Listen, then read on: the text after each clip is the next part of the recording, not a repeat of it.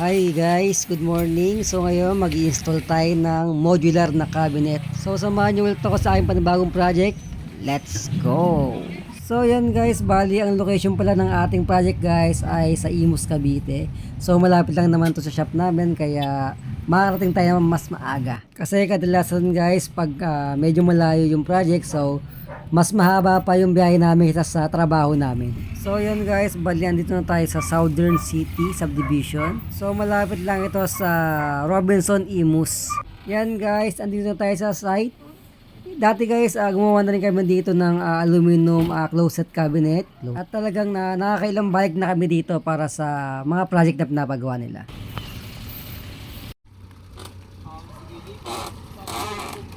Diyan natin guys ilalagay yung hangin cabinet. So kung nakikita nyo guys, meron siyang dating mga frame pa.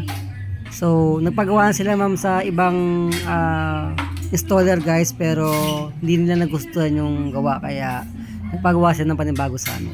So babakasin muna namin guys yung mismong old frame para masalpak na natin yung pinaka hangin cabinet natin.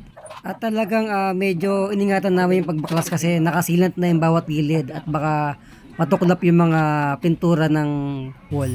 So yan guys, bali baklasan natin yung pinaka dating frame. So sasalpakin natin guys yung ating hangin cabinet. So yan guys, bali napasok na natin yung hangin cabinet at talagang napakabigat talaga nito guys. Yan guys, hindi ko na naipakita sa inyo kung paano namin isinalpak yung hangin cabinet kasi gawa nga na napakabigat niya at hindi kakayanin ng dalawang tao lang.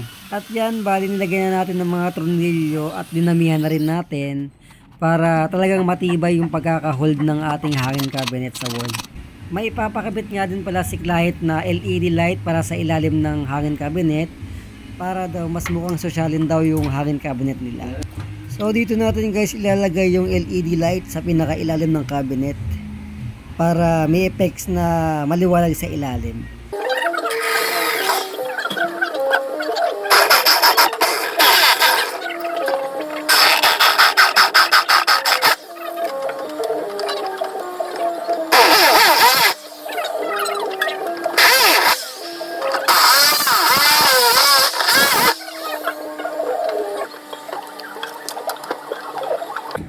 So dito guys, bali binutasan ko yung mismong tubular para pumasok yung pinaka LED doon at para nakahang na rin siya sa taas. So after kong kinabit tong light, so tapos na rin sila sa pag-aalay ng pinto at ipapakita ko na sa inyo yung kabuuan ng ating modular aluminum cabinet.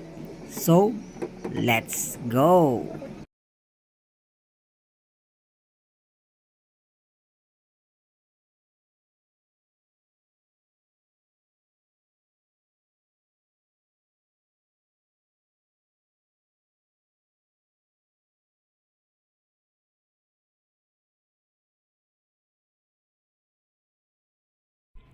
So ang mga ginamit nating materials dyan guys ay aluminum ACP frame, super white, at para sa mismong frame nila sa loob 1x2 tubular super white, at yung pinakatakip guys ay cladding guys o tinatawag na composite panel. So yun guys ang ating aluminum modular cabinet. At sa mga gusto magpagawa nito, comment na kayo sa comment section or PM nyo kami sa main page at agad namin kayo i-replyan guys. So yun lang at sana nagustuhan yung ating panibagong vlog. At syempre wag nyo kalimutan mag-like and follow sa ating page at subscribe. Maraming salamat.